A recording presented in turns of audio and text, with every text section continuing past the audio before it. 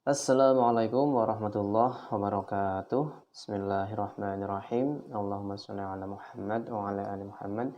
Jumpa lagi di UB Channel. Kita sekarang akan belajar tentang perbedaan Makkiyah dan Madaniyah.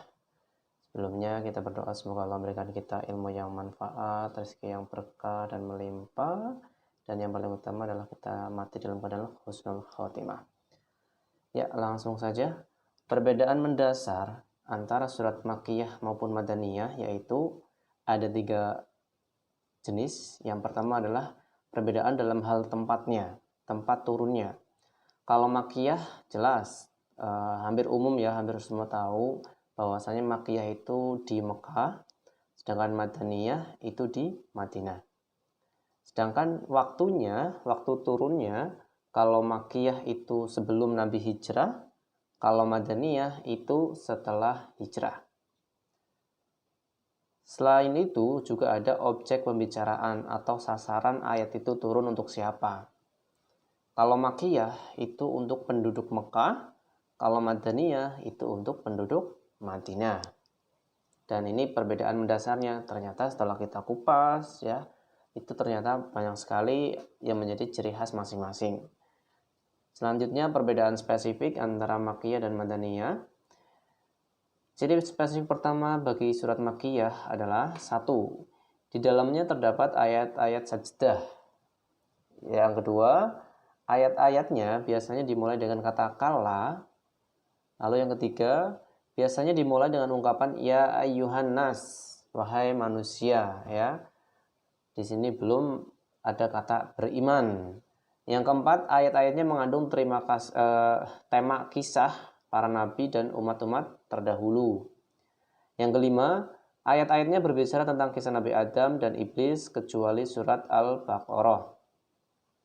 Yang keenam, ayat-ayatnya dimulai huruf yang terpotong-potong, yaitu huruf At-Tahajji, seperti Alif Lam Mim dan sebagainya, kecuali surat Al-Baqarah dan Ali Imran.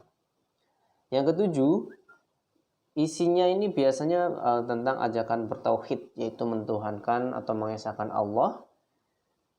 Karena ini ditujukan untuk penduduk Makkah, yang dimana Rasulullah baru pertama kali diutus, maka yang pertama adalah mengajak penduduk Makkah untuk mengesahkan Allah. Dan suku katanya biasanya pendek-pendek. Selanjutnya ciri spesifik Madaniyah.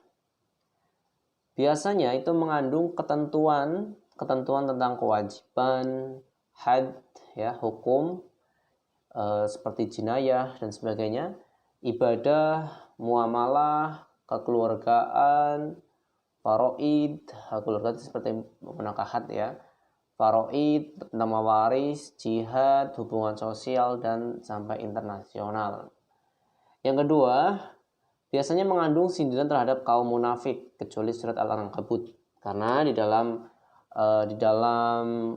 Madinah itu ada kelompok munafik yang tidak secara frontal menentang Rasulullah, tapi di belakang itu menentang gitu. Tidak beda dengan orang-orang kafir Quraisy, secara langsung menentang Rasulullah gitu.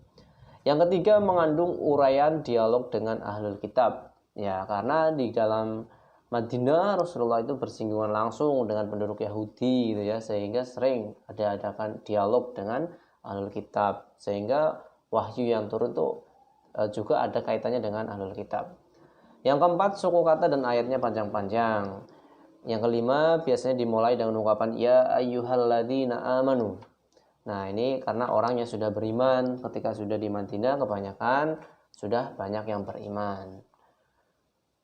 Ini ada sedikit tambahan terkait Makkiyah Madaniyah. Yang pertama, ternyata ada pengecualian. Ada ayat Makkiyah dalam surat Madaniyah. Nah, ternyata ada. Jadi, walaupun surat Madaniyah itu ada juga, ya mungkin ada satu ayat atau beberapa ayat di dalamnya itu ternyata ada ayat Makkiyah. Contohnya nih, di surat Al-Anfal ayat 30, itu ayat itu diturunkan ketika sahabat Umar bin Khattab radhiyallahu anhu masuk Islam. Nah, itu kan periode di Mekah gitu ya. Padahal itu termasuk surat Madaniyah.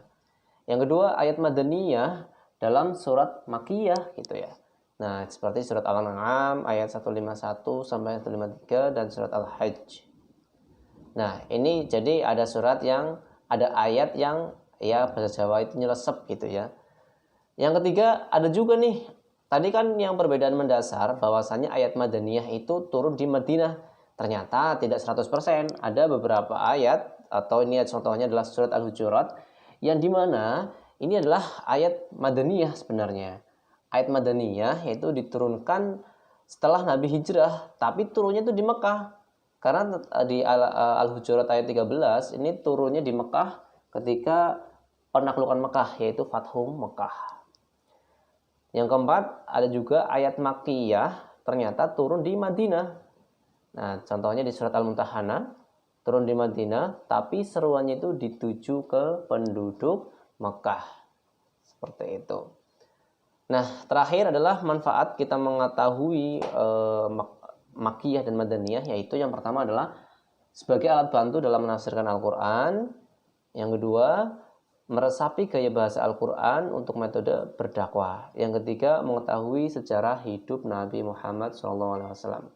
Alhamdulillah, semoga Allah memberikan kita keberkahan ilmu, keberkahan umur, dan sebagainya. Sekian dari kami, bila ada kesalahan mohon maaf. Wassalamualaikum warahmatullahi wabarakatuh. Wallahu a'lam bishawab.